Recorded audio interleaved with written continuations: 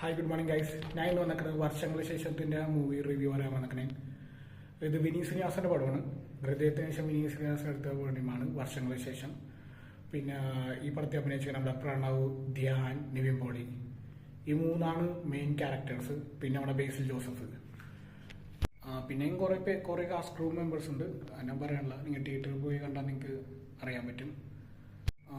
ഈ മൂവി പറയുകയാണെന്ന് വെച്ചാൽ രണ്ട് ഫ്രണ്ട്സിൻ്റെ കഥയാണ്. പിന്നെ ഈ പടത്തിൻ്റെ മെയിൻ ഹൈലൈറ്റ് സിനിമയ്ക്കുള്ളിൽ ഒരു സിനിമയാണ് ഈ മൂവി.